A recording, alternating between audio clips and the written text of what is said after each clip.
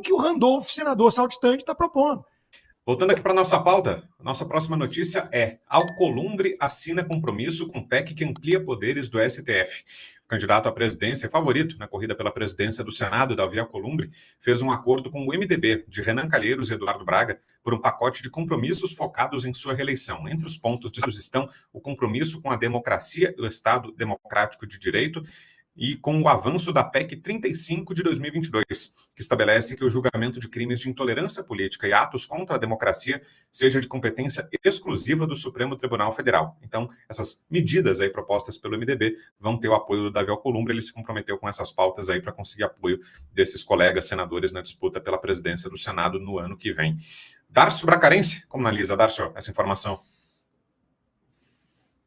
Mais uma vez, eu coloco na balança, né? O que é prioritário? Vamos fazer uma avaliação de quantas pessoas morrem por ano no Brasil por conta de crimes de intolerância política. Não precisa comparar com as mortes pelo tráfico de drogas, não, que representam 80% do número de homicídios no Brasil, que gira em torno de 50 mil, fora os 50 mil desaparecidos também. Vamos avaliar o que isso impacta na vida da população. Vamos ver qual que é a preocupação de Alcolumbre, do MDB e do Renan Calheiros com o interesse público, com aquilo que interessa ao povo. Vamos lá. Vamos comparar com o número de pessoas que morrem por conta da intolerância no futebol. Com certeza, o número de pessoas que morrem por conta da intolerância no futebol é maior do que as pessoas que morrem por conta da intolerância política. E a gente vai levar isso para o Supremo? O compromisso tem que ser esse. O Supremo, Vitor Brau, determina até sobre sacolinha de supermercado se o cigarro pode ou não ter sabor. A Fabi vai saber destrinchar isso para nós, porque a quantidade de matérias que estão no Supremo é simplesmente assustadora. E vamos lá, o que é intolerância política, crimes contra a democracia? O que é um crime contra a democracia? É isso que eu estou fazendo aqui? Então o Rodrigo Constantino hoje, que não pode nem viver no país dele, cometeu crime contra a democracia e só o Supremo para julgar. Então agora criamos o foro por prerrogativa de função, que a função, na verdade, é o crime. Se for um crime contra a democracia, ou seja, isso só existe num país que eu conheço hoje, aqui na América do Sul, pelo menos, na Venezuela. Lá eles criaram uma tipificação penal específica do crime de ódio, do crime contra a democracia e por aí vai. E é lamentável que o Alcolumbre, que está recebendo o apoio aí da maioria dos senadores, esteja firmando esse tipo de acordo. Porque ele, primeiro, atenta, é um atentado contra a própria Constituição, e segundo, porque é simplesmente fora da nossa realidade. O Brasil tem tanto problema, e é esse o compromisso do Alcolumbre para ser presidente do Senado, é simplesmente estarrecedor. Assista também o Bradock Show ao vivo. Vai lá, Constar. Bom, Renan Calheiros de um lado, você tem que estar do outro. E Brown, isso me leva às reflexões que eu já fiz aqui no Bradock, né? Porque a gente sabe que tem uma ala bolsonarista, o próprio Jair Bolsonaro, né? Que por um pragmatismo que eu tenho chamado de excessivo, eles pensam da seguinte forma: eu não vou jogar pedras, eu entendo o raciocínio, mas eu vou discordar. Que é o seguinte: ele já ganhou, cara. Ele já tem os votos do PT, dos monstros do pântano, do centrão fisiológico. Então, o que é melhor? A gente fazer birra ou a gente apoiar quem vai ganhar e tentar conseguir pelo menos uma vice-presidência de uma comissão, uma presidência de outra e tudo mais? É uma forma de raciocínio. Mas o que está ausente nessa linha de argumentação é o custo disso. Então, eu pergunto a quem pensa assim: ele ganhar com X votos ou com X mais 90, vamos supor que fosse o parlamento, né? A bancada de 100. No caso do Senado, mais 15 senadores, faz a diferença, dá um peso maior ou não? Ou ele ganhar apertado é um pouco diferente? Segundo, né, como é que fica a sua narrativa? Como é que fica a sua coerência? Vem cá, é oposição. Nossa, oposição é isso. Oposição é aguentar estar do lado de fora, fiscalizando, criticando, apontando rumos alternativos. Isso é o papel de uma oposição. Não ser oposição a alguém como Davi Alcolumbre significa que você apoiou um cara que é pior do que o Rodrigo Pacheco, que hoje é um dos maiores cúmplices do Alexandre de Moraes. Então como é que vai ficar o discurso ali na frente? Ah, não tinha jeito, tinha que ser isso mesmo. Eu não gosto desse discurso. Eu acho que é melhor manter a coerência e falar: Alcolumbre é monstro do pântano. Alcolumbre vai trazer junto o Renan Calheiros e a turma que quer concentrar mais coisa ainda no STF. Está aí um exemplo. Isso vai ser bom como para a direita? Para o Brasil. Para indivíduos que são perseguidos por esse sistema. E eu tenho lugar de fala. Então, Brown, não dá. Alcolumbre não dá. a direita caçabista tem que começar a se afastar de algumas figuras e tem que tentar montar uma frente ampla com quem entenda que o foco é esse. Eles ficam batendo na turma do Novo, falando que eu sou porta-voz do Novo e tudo. Porra, olha o Marcel Van Hatten aí perseguido pela Polícia Federal do Dino. Olha o Girão, senador, que dá voz aos perseguidos do 8 de janeiro. Que muito bolsonarista às vezes não dá, outros dão. O Eduardo Bolsonaro dá, merece respeito. Então, veja, é preciso observar aqui quais são as prioridades. Excesso de pragmatismo é sinônimo, muitas vezes, de adesão, de colaboracionismo. Isso é muito perigoso também. Muito perigoso. A turma de Vichy se justificava sempre. Não, nós estamos aqui, não tem alternativa, os nazistas venceram, nós temos que dançar de acordo com a música. E estavam lá praticando atos cúmplices do regime nazista contra inocentes. Então, cuidado com o pragmatismo excessivo. Pragmatismo é uma palavra que não soa tão mal, né? Mas quando você fala que o sujeito é maquiavélico, aí tem um sentido pejorativo. Só que são quase sinônimos. Fala, Fabi. Olha, essa PEC 35, vamos pensar na prática, o que acontece com ela?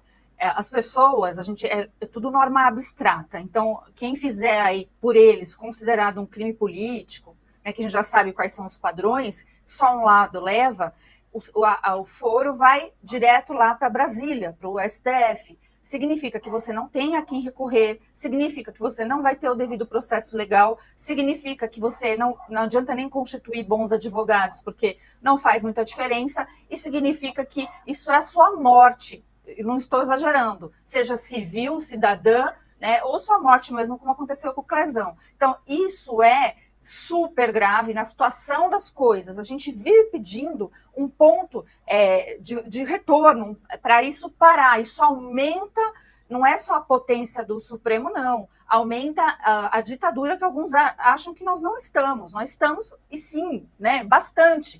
Então, ainda neste momento de contraposição, onde esse absurdo é divulgado, faz parte, a obrigação dos nossos parlamentares, incluindo aqui até o presidente Bolsonaro e todos os demais, também fazer pressão que esse tipo de coisa não deve ocorrer, porque senão, gente, a gente vai ficar perdendo tempo de ter que aprovar uma anistia para cada ato cometido, vindo de uma PEC dessas. Não sei se vocês estão percebendo, mas esta semana, para mim, eu sou uma pessoa que assisto os julgamentos do Tribunal do STF, sempre assisti.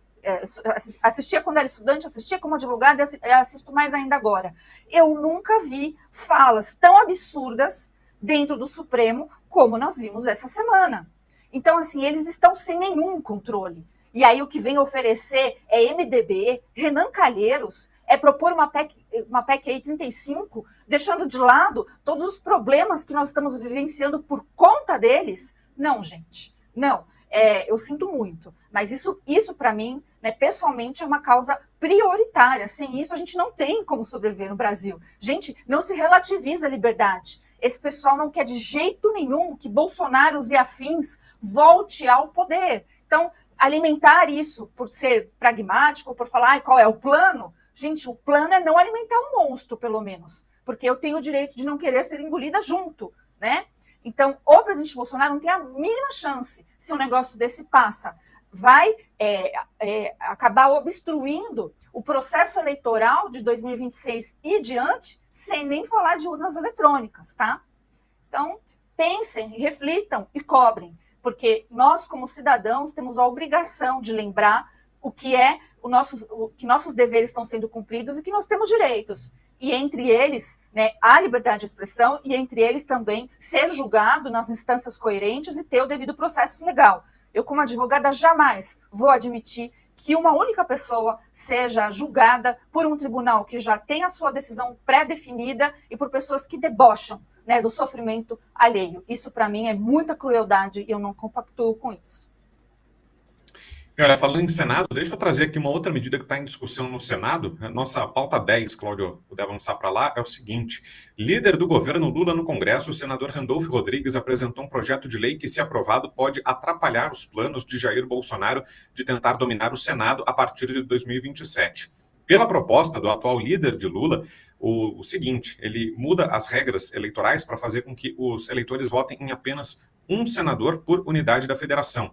Isso porque em 2027 teremos, em 2026 tem eleição para o Senado, serão renovados 2/3 do Senado e os eleitores votam 2 vezes. Quando nós formos às urnas, escolheremos 2 candidatos ao Senado. Randolph quer que esse voto seja único, que o eleitor vote em apenas um candidato, porque aí isso faria com que não fossem eleitos, ou dificultaria bastante que fossem eleitos 2 senadores de direita em cada um dos estados do país. Darcio Bracarense, vou voltar aqui contigo, Darcio, você falava agora há pouco sobre Venezuela, essa medida também me lembra muito o que foi discutido na Venezuela, né? Ampliação de vagas na Suprema Corte, as manobras do Putin para continuar no poder na Rússia, essa aí de reduzir o voto do eleitor no Senado, parece que está nesse pacote também, né, Darcio?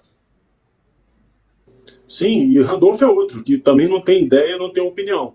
Ele é também um office boy do mesmo sistema, e ele faz o que o sistema manda. Eu quero lembrar que o Randolfo Rodrigues era aquele cara que criticava o Alexandre de Moraes, que fazia parte do grupo Muda Senado. Ele era corajoso, falava sobre essa invasão do Supremo das competências do Senado, e ele queria um Senado que fosse mais pujante. E hoje está fazendo esse trabalho lamentável aí, tá operando como office boy do sistema e tentando mudar o sistema de escolha de senadores para prejudicar o campo conservador, mudando a regra do jogo.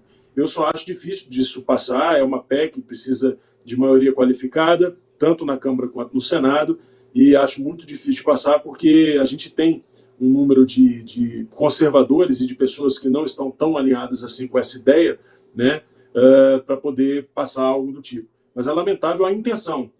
E que bom que ele não tem inteligência o suficiente de saber que colocar o nome dele na história dessa forma pusilânime, né, o prejudica tanto. Que bom que ele fez isso, porque pelo menos a gente entende qual que é o papel dele nesse processo.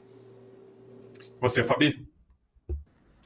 Eu não tenho nenhum otimismo, porque a questão do Congresso Nacional a gente está vendo agora. Nessa semana, por exemplo, né, a briga lá, o teatral sobre as emendas, mostrou o que os parlamentares da grandíssima maioria pensa, né? Dinheiro para a base, dinheiro para a bancada, dinheiro, dinheiro, dinheiro. E dinheiro se compra tudo, inclusive valor, inclusive um projeto. Não sei se é projeto de lei, porque na nossa, aqui está, e o Darcio falou que é PEC, tanto faz. Sabe por que tanto faz? Porque a gente sabe que a intenção é não deixar mais, nunca mais, o Brasil ser governado por Bolsonaro ou pessoas como Bolsonaro. E ter um Senado na nossa mão, né, do lado da direita, significaria impeachment de ministro, significaria colocar o controle de constitucionalidade para valer, né? Talvez o império da lei voltasse. Então, tudo pode acontecer, eu não duvido mais nada do Brasil, não tenho otimismo nenhum, e só acho que se for assim, desse jeito mesmo, se continuar nessa toada, é de se pensar, né, para economizar o dinheiro, né, já deixa tudo acertado, a gente já assina uma carta aí, sei lá como é que tem que fazer, e fecha o Congresso Nacional. Tá? Porque realmente esse pessoal só fala de eleição, eles só estão preocupados com eles mesmos. Então a gente vive de eleição em eleição, seja para presidente da casa, seja para eleições municipais ou para Senado, etc. E o povo? E o povo, já diria lá, né, o Chico Anísio, né?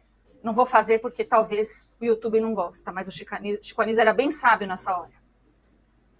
Fala, Darcio. Não, só uma correção aqui. É um projeto de lei que ele apresentou, Fábio, é o 4629 de 2024, só para a nossa audiência não se perder. O que eu disse é que uma proposta desse tipo, na verdade, o que eu quis dizer, e não fui claro, é que uma proposta desse tipo, no meu modo de entender, deveria ser por PEC, uma vez que o artigo 14 da Constituição não determina o sistema de votação e a escolha pelo voto auditável ou impresso teve que ser por PEC. Então é inacreditável que eles iriam mudar esse sistema de votação por um projeto de lei. Eu acho que ficaria muito na cara, né? Mas, enfim, no Brasil não duvido mais de nada. Fala, Constantino. Ficaria muito na cara. Se fosse uma corte imparcial, iria julgar isso inconstitucional, provavelmente, né? Mas isso sim é casuísmo golpista, né? É casuísmo golpista. Eles estão vendo que vão perder e dão um jeito de tentar mexer na regra para virar o jogo, né? É evidente o que está acontecendo. É impressionante.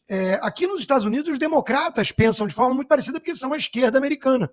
E é impressionante como os democratas oscilam de acordo com a situação, que é a definição de um casuísmo, né? Por exemplo, sobre o colégio eleitoral. O colégio eleitoral, que os pais fundadores pensaram, parecido com o Senado, para você ter uma representação maior dos estados, não da população majoritária de uma Califórnia da vida pesando muito. Tem horas que os democratas querem o colégio eleitoral, tem horas que eles querem abolir. O filibuster, que é o obstrucionismo por não deixar a pauta acabar o debate, para não votar. Então, os democratas eles são contra ou a favor, dependendo das circunstâncias, se ajudam ou não no seu projeto de poder. Eles não têm princípios, eles não defendem a república pela república, o instrumento por ser bom ou não, ganhe ou perca o seu lado. Então, e eles acusam a direita de ser assim, porque eles fazem tudo que eles fazem diante de um espelho, né, acusando os outros. Então, olha o que o Randolph, senador saltitante, está propondo. Porra, a gente vai levar a lavada aqui, dar um jeito de perder de menos, porque senão eles vão ter o Senado, que é o último bastião dessa batalha. É o último bastião, a batalha é no Senado.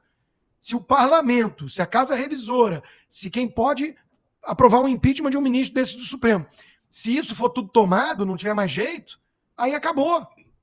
O parlamento é sempre a última barreira a uma ditadura plena. Né? Então, é isso que está acontecendo. A guerra é aí mesmo. E nós temos que vencer no Senado. Nós temos que botar 2, tem que ser estratégico, tem que ter inteligência. Aqui sim. Tem que ser minimamente pragmático para não deixar ego, projetos pessoais falarem mais alto do que o que interessa. A direita tem que fazer 2 senadores por estado, que vai ter eleição para 2.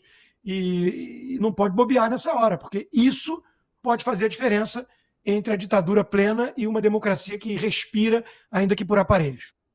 Assista também o Bradock Show ao vivo.